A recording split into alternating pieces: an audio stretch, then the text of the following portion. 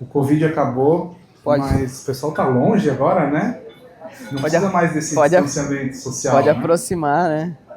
Na próxima a gente deixa o pessoal mais próximo aí da gente.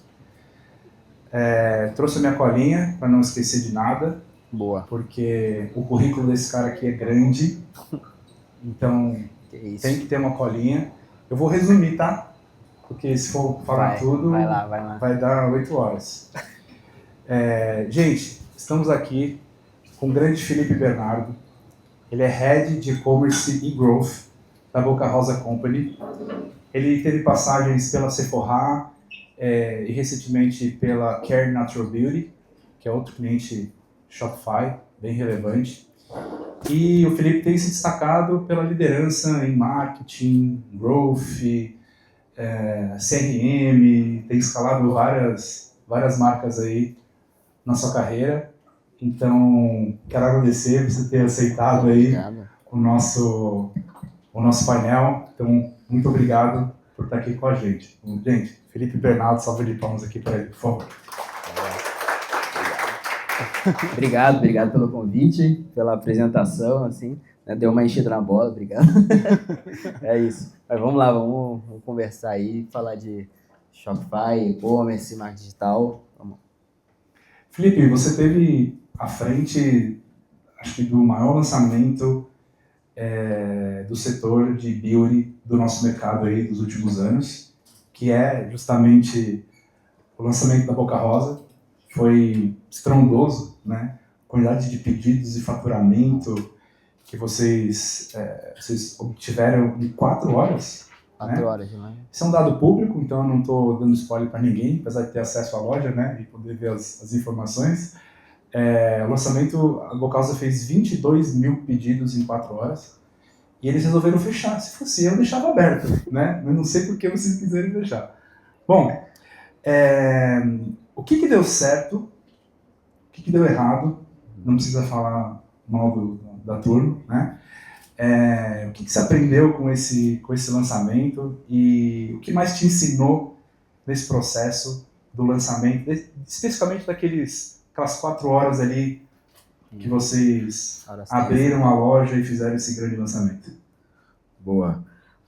Mas foram esses números mesmo, inclusive em 1 hora, a gente foi 5 milhões que nós fizemos, né, nas 4 horas, mas em menos de 1 hora nós fizemos 3 milhões. Aí o restante, a resposta à pergunta do fechamento é porque não faltava, né, a gente não tinha todo o abastecimento e tudo, senão a gente faria muito mais. Não faria muito mais, absurdo, assim. Então, acho que um dos pontos aprendizados é esse, assim, né, eu acho que a questão de quando a gente olha uma operação no e-commerce, né, uma operação digital e tudo, antes disso tem muitas coisas rolando por trás, né? Então a gente tem a preparação logística, preparação de produto, insumos, tudo. Então isso acho que é algo super vital para a operação e nós ajustamos isso depois, né, com todos os processos para que a gente acertasse mais a mão, né, no forecast ali de produto, nas projeções. Então foi algo foi acima assim do que a gente esperava. Então foi muito interessante, assim, desafiador esse momento, assim. Eu acho que toda a construção, né, quando a gente fala de Boca Rosa, a Boca Rosa teve uma marca mega relevante, né, no mercado, e ela teve aquele momento daquela decisão de ficar independente, né? Então sair da antiga parceria e se tornar independente, e a partir dali a gente começou uma construção de uma nova empresa, e de fato foi uma nova empresa, tudo foi do zero, assim. Então isso, acho que um dos maiores aprendizados foi assim, de participar da construção de algo tão grande que nasce, né, uma empresa que ainda não tem nem 1 ano de online, mas a gente já nasceu grande, né, com uma expectativa muito alta. Então isso acho que foi um dos maiores desafios, né? Eu até na Care, né, eu peguei uma operação que estava acelerando, né, ainda era pequena, ali tinha 2, 3 anos e a gente estava acelerando, então a gente conseguia fazer muitos testes, colocar no ar, ir aprendendo e crescendo com isso, né? Na Boca Rosa já não dá para fazer tanta coisa assim, porque ela já nasce grande. E um teste lá, um teste na Boca Rosa, o tamanho dela, a gente não consegue ir com algo tão cru. Tem que ir já com uma estrutura muito melhor preparada, um MVP ele já tem que estar quase meio que pronto, assim, por conta principalmente por infra, né? Então, a questão de acessos, enfim, requisições, integrações, tudo. Isso tudo, se a gente for ali para um ambiente não, vamos testar e ver como se por um acaso isso viraliza, vai derrubar, vai cair, assim, todas as ferramentas que a gente... Todas não, né? Mas várias ferramentas que nós já usamos trava por conta desses números de visitas simultâneas. A Shopify, por acaso, não caiu, né? A gente fez a live que foi, cara, muito... né? Teve mais de 1 milhão de views durante a live. Não caímos e, cara, foram 4 horas ali simultâneas enfim, de vendas, entretenimento e tudo. Então, isso foi um dos principais desafios, assim. E o que me impressionou muito é que vocês fizeram o lançamento de um site, então não foi um soft open, Não. né? Já começou já no acelerando. Nossa, e tinha uma live acontecendo no site, no lançamento, e um provador virtual com realidade aumentada, que também foi um grande diferencial, né?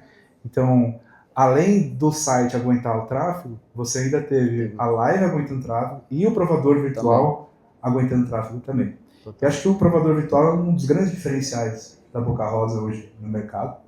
E eu queria que você contasse um pouquinho como foi esse processo de escolha do fornecedor, porque foram analisadas muitas opções, né? Das mais simples até as mais avançadas, e hoje a quantidade de vendas que passam pelo provedor virtual é absurda, né? É relevante. A experiência que vocês estão entregando lá hoje. Boa, é bem relevante e, de fato, assim, a Bianca, ela traz muito essa questão de inovação, assim, tudo que ela vai fazer, ela busca sempre ter esse lado inovador. E quando a gente foi na construção do site, do storytelling ali pro lançamento, a gente trouxe essa questão fazer a live dentro do e-commerce, trazer o provador virtual que vem de uma demanda eu tenho um produto que tem a maior cartela, né, uma base que tem a maior cartela de cores do Brasil, que são 50 tons. Então, assim, como que nós conseguimos endereçar esse desafio no digital, né? Que você não tem aquele contato, não tem aquela experiência física, texturas. Então, isso nós não conseguimos. E no digital, a gente precisava entregar isso de alguma forma. Como que a gente consegue passar por esse desafio? E aí a gente chegou no provador virtual. E, de fato, nós conversamos com várias empresas, várias marcas. Eu já tinha até trabalhado na época da Care com provador virtual e tudo. E sei que é uma operação, é uma tecnologia que ela é muito complexa, né? Assim, até quando a gente vai configurar lá, fazer os tunnings, assim, são 6 dimensões, tem várias formas ali de configurar níveis, né? E aí a gente foi buscando um parceiro que conseguisse, né?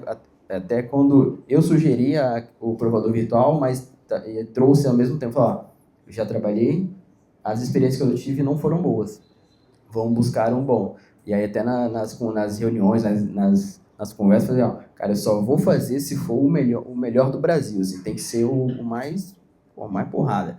Aí ele falou, não, vamos.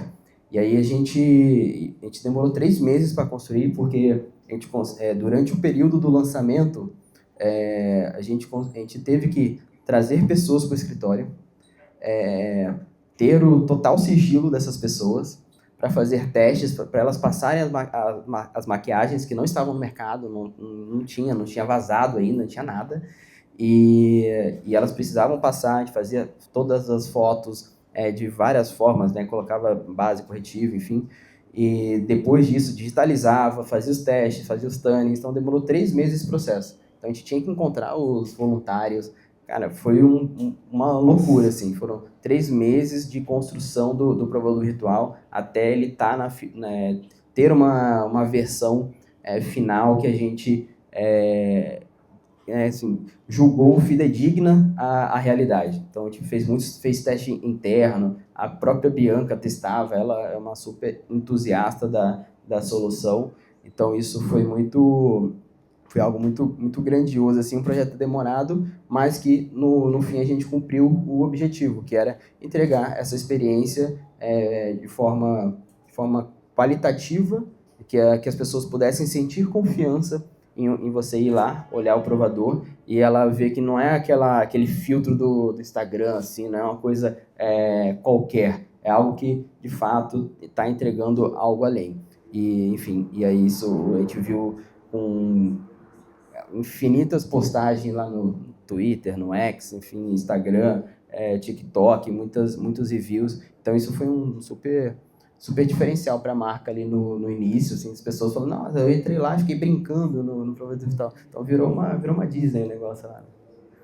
E não é só instalar uma ferramenta, tem que testar, tem que ajustar, avaliar, porque são 50 tons, 50 tons. Em diferentes tipos de pele, iluminação, né? Foi bem complicado. E são 50 tons para né, quando você vai fazer essas integrações de realidade aumentada, para cada faixa do rosto é uma coisa. Então são 50 tons para base, né, que é meio que o rosto inteiro, né, talvez para os homens aqui que não conheçam tanto de maquiagem, a base, né, que acaba sendo o rosto inteiro, o corretivo que é mais aqui na região né, embaixo dos olhos, e aí o contorno que é aqui. Então, na verdade não foram 50, foram 150 variações que nós testamos e tudo. Então foi um negócio muito grande, mas no fim deu muito certo. A gente sempre, como premissa, assim, a questão de infra, a gente bate muito nisso, porque se a gente faz uma campanha, um lançamento que tem muito acesso,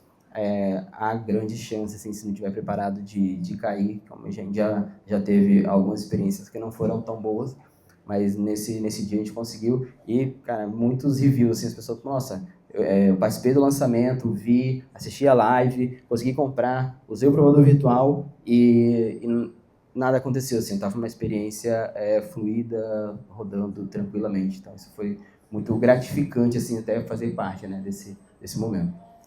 Muito bom. E depois, esses 22 mil pedidos que vocês fizeram em 4 horas, chegou em dezenas de milhares de clientes aí do Brasil. E aí, saindo um pouco da parte de vendas, indo um pouco para a parte de estratégia, né? Vocês tiveram um problema com a embalagem, né? Isso começou, enfim, um problema do fabricante, né? Que impactou milhares de clientes, impactou a reputação de vocês na internet, muitos feedbacks negativos de quem pegou aquele lote, né? E vocês conseguiram resolver de uma maneira muito positiva, né?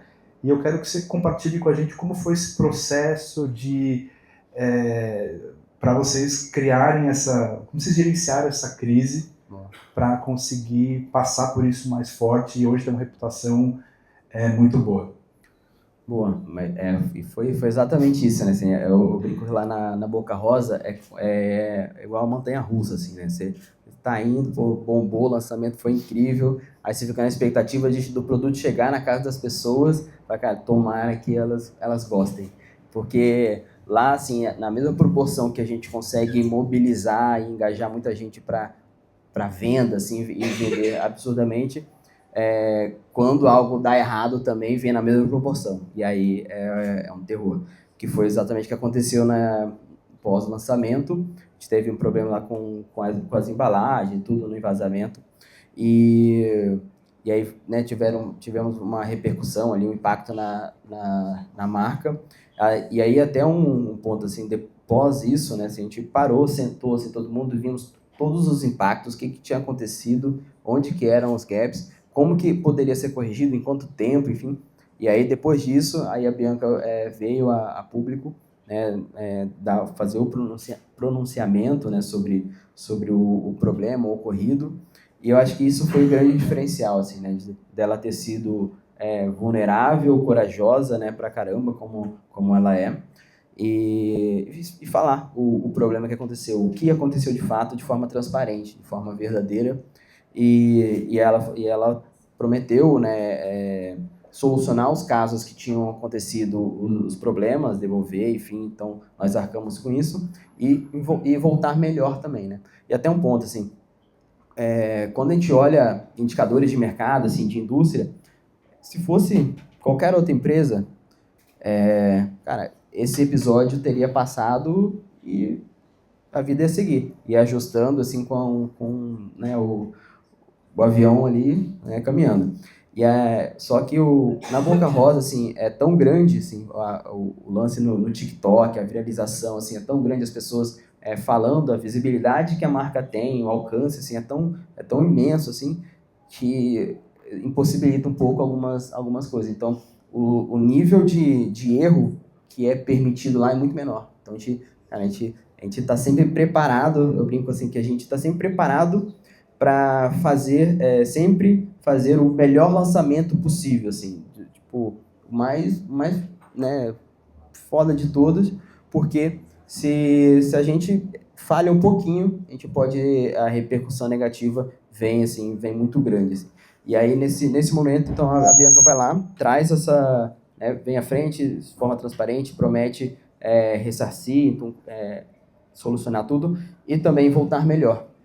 E aí, paramos durante esse tempo, em 3 meses, 4 meses, se não me engano, voltamos, fizemos o lançamento em outubro, e aí, de fato, com a embalagem melhor, com a logística melhor, com a experiência de compra também ajustada, o provador virtual teve ajustes com os insights que nós tivemos do lançamento. Tudo teve ajuste, né? Tudo teve ajuste. A gente trabalhou muito com a loja fechada, né? Com a loja fechada. Então, se durante 4 meses que eu até falei assim, não, a gente vai conseguir até fazer as coisas agora com mais calma.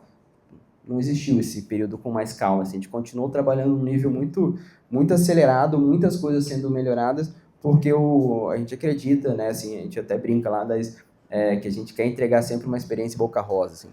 Experiência boca rosa, que é entregar uma experiência que o cliente se sinta especial, que, cara, foi tudo perfeito, que ele não se sinta lesado, que ele tenha todas as expectativas atendidas, e principalmente no momento hoje que a gente vive uma ansiedade dos clientes, né, então eu preciso informá-los, cara, a hora que o seu pedido saiu, como que tá, mandar mensagem, sei lá, SMS, tudo. Então, a gente conseguiu também atender essa expectativa, essa ansiedade dos clientes. Legal. Transformar os detratores em promotores. Exato. E aí a gente volta em outubro, cara, fez um lançamento soft, aí dessa vez foi soft, a Bianca, do nada, ela chega assim, gente, as vendas começaram. Aí o site abriu de volta e aí voltamos a vender, porque a gente tinha, né, assim, a gente estava ali tentando entender como seria essa volta e, cara, as pessoas comprando e depois, né, todo mundo assim, nossa, agora vamos uma semana depois, né, alguns dias depois, as pessoas recebendo os produtos, só review positivo, assim, tipo, nossa, a experiência foi muito boa, os produtos estão bons, a logística foi boa, a entrega foi boa, tudo, a navegação perfeita. Então, a gente conseguiu, de fato, voltar e aí foi só continuar a ter constância, né, nessa reconquista dos clientes. Muito bom. E a gente sabe que não se faz nada sozinho, tem que ter um time por trás, um time bom por trás, né? E tratando-se de uma marca nativa digital que vive do e-commerce, né? Sua posição é uma posição muito importante lá, né? O Head de E-Commerce Growth é o cara que faz o faturamento acontecer, né? Queria que você compartilhasse com a gente um pouquinho como você estrutura o seu time, que áreas são importantes, aquilo que você consegue compartilhar com outros, ou seja, como é que você monta o seu time nas empresas que você trabalha, né, que você trabalhou, e conta um pouquinho como que é a estrutura lá da Boca Rosa Company. Boa. A gente tem um time bem enxuto lá, assim, até pro tamanho, a gente tá aumentando ali algumas coisas, mas até assim, contando assim, como que foi do começo, né, assim, eu sempre penso assim, quais são os gaps que eu tenho e que a empresa tem. No caso, quando eu entrei não tinha ninguém, então não tinha nenhuma pessoa. E também quais são os objetivos da empresa, né? Assim, quais são as fortalezas da empresa. E aí, a partir disso, eu vou estruturando, montando o time. Mas, geralmente, ela tem uma estrutura muito parecida, que assim, sempre trago uma pessoa eu gosto de internalizar a parte de mídia, isso não é para todo mundo, mas é porque eu tenho um background de mídia, eu fui mídia durante muito tempo, até eu começar a migrar e ir para o e-commerce. Então, eu tenho essa habilidade, enfim, e aí eu consigo direcionar, saber o que está indo bem, o que está indo mal, e aí tendo esse acompanhamento. Então, eu gosto de internalizar, porque eu acho que eu tenho mais controle sobre uma área que é muito vital, né? Assim, se tem uma área que consegue escalar um negócio de forma rápida, é mídia paga, né? Então, isso eu gosto de internalizar essa área, e aí eu gosto, né, se possível, ali, trazer uma pessoa de CRM, que eu acho que isso é uma das áreas que, talvez mais negligenciadas nas empresas, né, assim, e aí de todos os tamanhos, desde a pequena até as grandes, eu vejo muitos gaps assim, nessa área, e ela é muito vital, assim, é uma área que não é só disparar e-mail, é muito mais que isso. Na verdade, o disparo de e-mail só um produto, né, da área de CRM, né, só uma parte. Mas eu gosto muito da parte de analisar os dados dos clientes, de fazer pesquisas com os clientes para enriquecendo, né, o conhecimento da empresa, e aí não é só da área, mas assim, o conhecimento que você adquire ali, tanto em mídia, né, que você tem muitos comportamentos, né, você impacta milhões de pessoas, quanto mídia, quanto CRM, esse conhecimento ele tem que estar compartilhado com a empresa, porque ali você tem muitos insights. Então, essas duas áreas, para mim, são primordiais. Por exemplo, na Boca Rosa, a primeira posição, né, a primeira vaga que eu abri foi de CRM. Então, foi a primeira pessoa que eu contratei foi de CRM. Então, mídia, CRM, e aí eu trago uma pessoa também de e-commerce, né, para ajudar ali a ter uma pessoa mais focada ali no operacional, no dia a dia. Para ficar na Shopify. Exato, cara, para ali consumir tudo da Shopify. E nas outras operações eu sempre trazia um copywriter, mas inteligência, né, num contexto de inteligência artificial, eu mudei um pouquinho nessa operação, então estou trazendo mais pessoas ali para o operacional, principalmente do e-commerce, porque a parte de copy não virou algo tão gargalo assim, né? Hoje a gente consegue suprir isso com IA, né? Criando ali agentes ali com inteligência, com muito histórico e tudo, para criar copies ali de forma muito mais rápida. Se ela não faz 100%, que não é o que acontece, mas ela faz 50%, 60%, que já agiliza muita coisa no time. Então, essa é meio que a espinha dorsal, assim, que eu sempre trago, assim, e aí, dependendo do tamanho, vou alocando mais pessoas em cada uma dessas áreas. Aí, eu já tive operações que eu tinha uma pessoa de dados também, que eu acho muito importante, assim, e aí os dados não é só olhar o GA, olhar os analytics lá da Shopify, é estruturar os dados, como que as bases vão ser tratadas, e através disso gerar insights para o negócio, né? Então, fazer análises mais avançadas, criar cohort, ver análise de recompra, tempo, enfim, várias outras análises, que eu acho que isso é muito, muito importante. E aí eu vou evoluindo assim. Então, as primeiras seriam essas três, assim, para mim são as primordiais. E nas últimas operações que eu trabalhei também, criação não ficavam abaixo de mim, mas criação e social media também eram internas. Que, assim, eu acho que no mundo né, que a gente vive hoje, atual, numa economia de atenção muito, muito grande, né?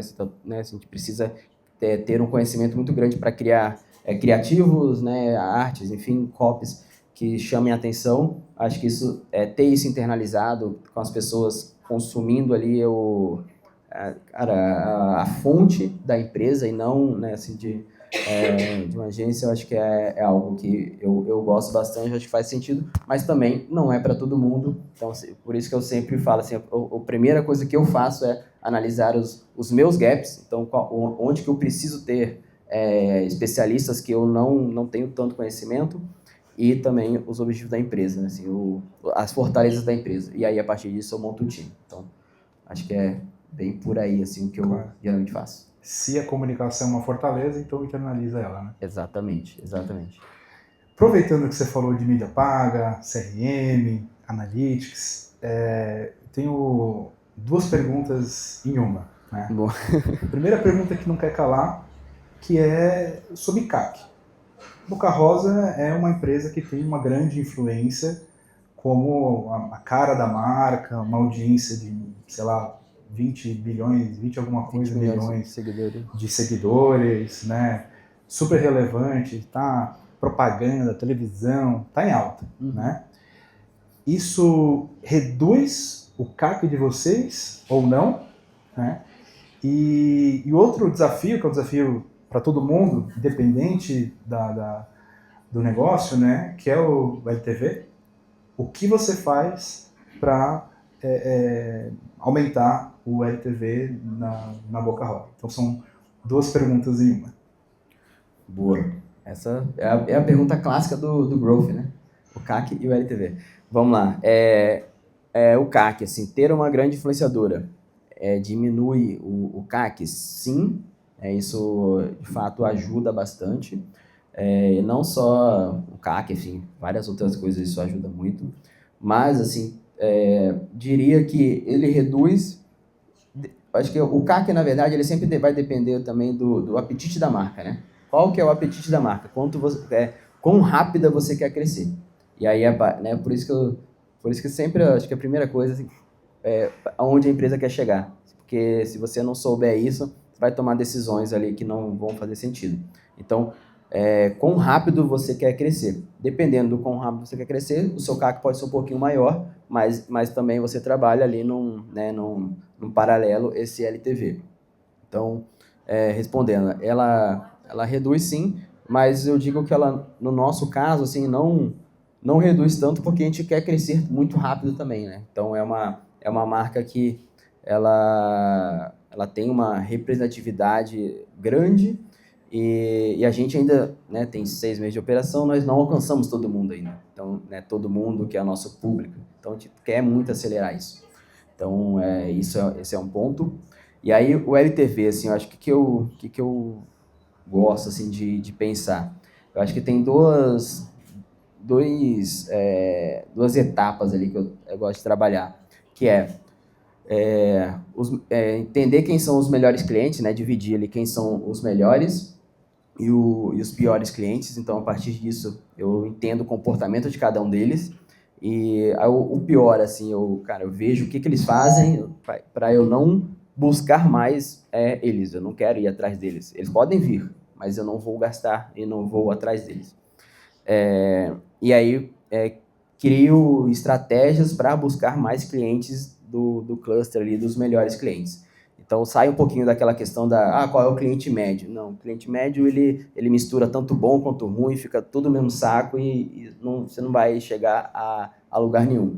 Então, o ideal é você saber quem é seu melhor cliente e aí, a partir disso, você criar campanhas, por exemplo, numa mídia, né, com lookalike, ali você pode fazer algumas estratégias com isso e também criar algumas ações para isso, né? Então, e aí que entra o segundo ponto, que para mim, o mais importante é que o cliente faça a segunda e a terceira compra. A partir dali, ele já é um cliente mais fidelizado. Então, porque acho que tem muita máxima hoje, né, se fala muito também de loyalty, enfim, programa de fidelidade, tudo, de você premiar muito os seus melhores clientes. Eu acho que sim, eles precisam ter uma atenção especial, mas o mais especial que isso é o cliente que acabou de comprar e você precisa que ele faça a segunda e a terceira compra.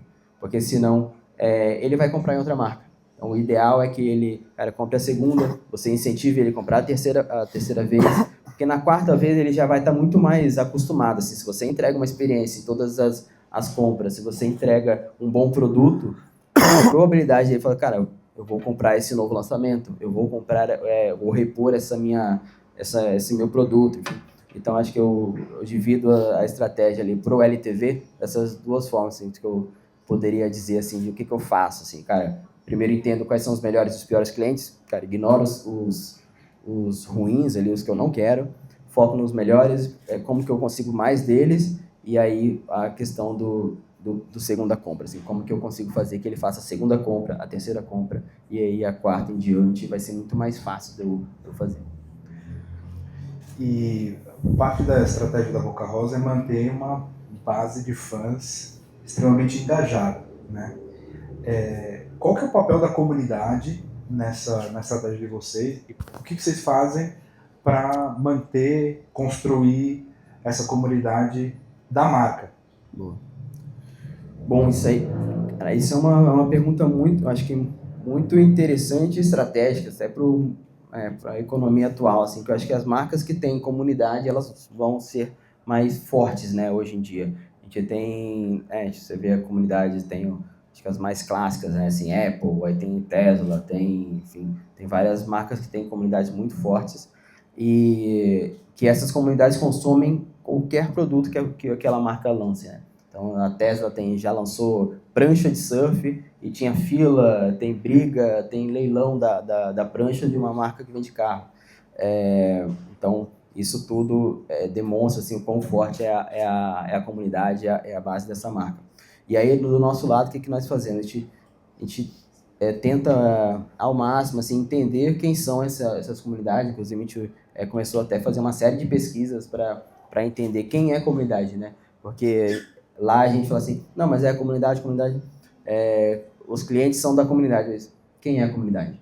E aí, né, através dessa, eu sempre falo com o meu time assim, qual é a pergunta que a gente tem que responder?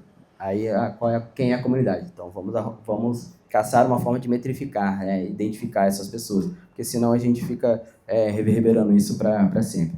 E aí a gente está buscando entender quem são eles, e hoje a gente faz muito uma divisão lá, né? A gente tem uma separação lá de Bianca e Boca Rosa, tem comunidade das duas marcas, né? Das duas marcas.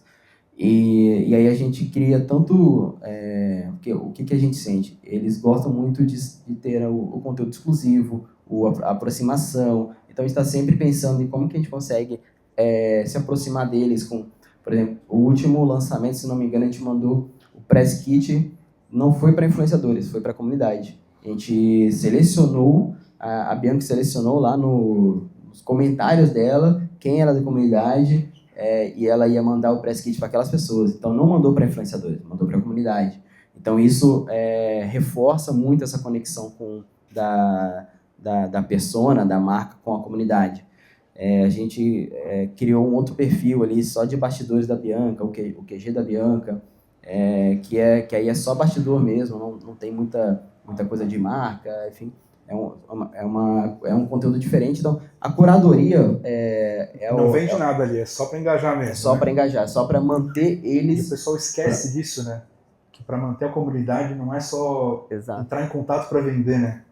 Que não é só aquele contato, né? Você tem várias etapas, vários pontos de contato até que a venda aconteça. E aí, nesse caso, assim, o que pra gente é interessante? A gente tem o perfil Bianca, tem o Boca Rosa, aí tem o QG da Bianca, tem... Qual outro? E aí tem as comunidades ali, aquelas... Bobcats.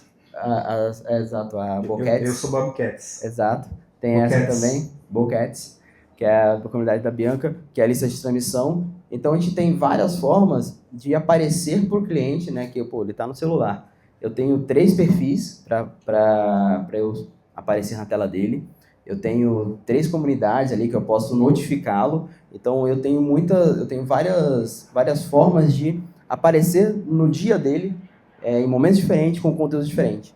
Então, isso para a gente é o que a gente tem utilizado assim, como estratégia, né? Reforçar muito essa presença da marca em diversos ambientes, em diversos momentos, com conteúdos diferentes. Então, a pessoa pode escolher ali que parte de Bianca, que parte de Boca Rosa ela quer acompanhar. Muito bom. E para finalizar aqui a minha última pergunta, vai ser 2 em 1 de novo, tá? 2 em 1.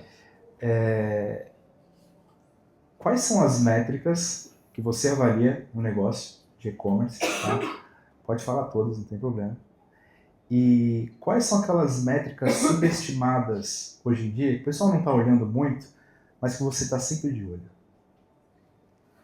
Boa pergunta. Abrir a caixinha, né? Deixa a caixinha de segredos. Se não quiser falar depois, Não, de me boa. manda no WhatsApp, tá? Não, Eu mas quero saber. é de boa. Até naquela apresentação que eu fiz no... Qual foi? No RD Summit. RD Summit. Eu até mostrei um pouquinho disso. Eu gosto muito, assim, de dados. Eu sou um cara que tem, tipo, não várias planilhas. Eu tenho uma planilha que ela é muito grande, tem muitas colunas, mas são colunas, assim, todas elas são importantes, tem algum motivo para estar ali. Então eu julgo isso muito, muito importante, carrego ela para onde eu vou. E o que eu acompanho, assim, no meu dia a dia?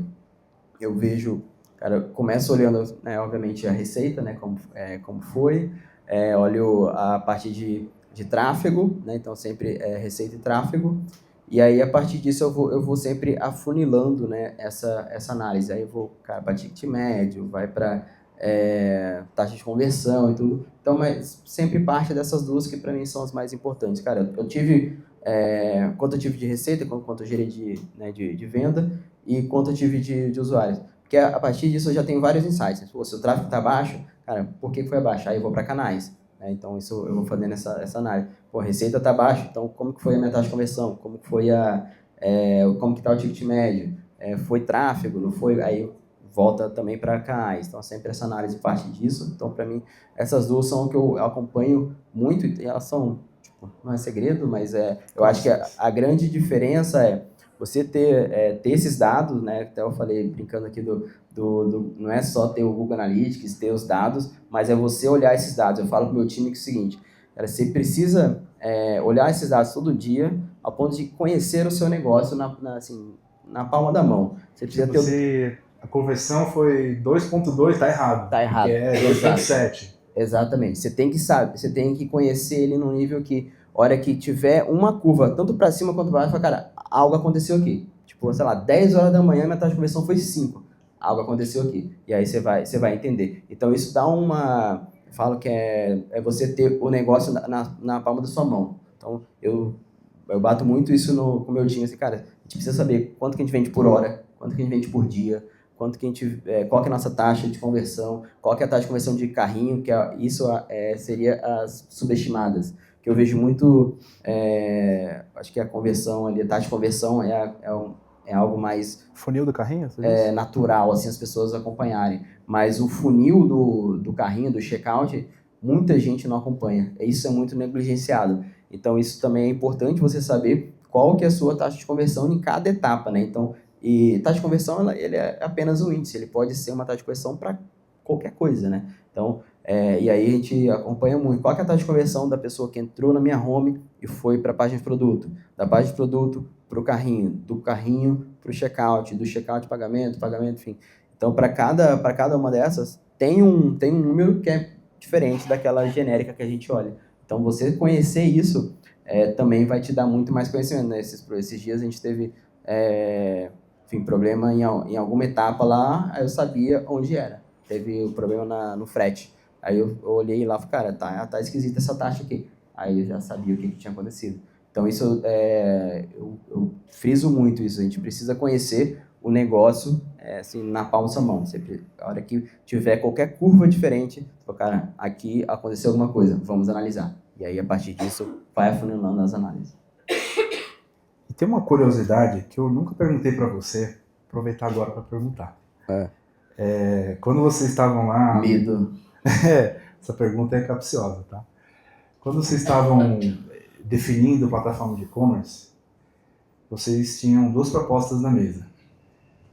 Uma plataforma que ofereceu implantação grátis, 2 anos grátis sem take rate, tudo de graça, né? E a Shopify, que não deu desconto, nada. Por que você optou pela Shopify? Boa. Cara, como eu falei, assim, no começo, assim, em alguns momentos também, a Boca Rosa é uma marca que ela tem um potencial muito grande. Então, a gente não podia ir para uma aposta. Então, a gente precisava ir para A gente já arrisca em muitas coisas.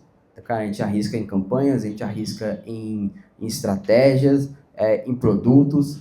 Então, é gestão de risco. Então, eu preciso ir em alguma alguma parte aqui da minha estrutura, eu preciso estar seguro, preciso ter aqui a confiança e tudo. Então, eu acho que esse o principal fator, assim, de escolha, assim, né? E aí, o porquê que a gente julgou isso, né? Quando a gente olha, né, os proxies, as pares semelhantes a uma marca Boca Rosa internacionalmente, elas usavam Shopify. Então, para a gente, cara, se, pô, Rihanna, que é absurdamente gigante, faz campanhas e tal, e a plataforma suporta, e aí tem um comportamento de acessos talvez semelhante ao da proporções diferentes, mas semelhante ao da Bianco, que a Boca Rosa proporciona,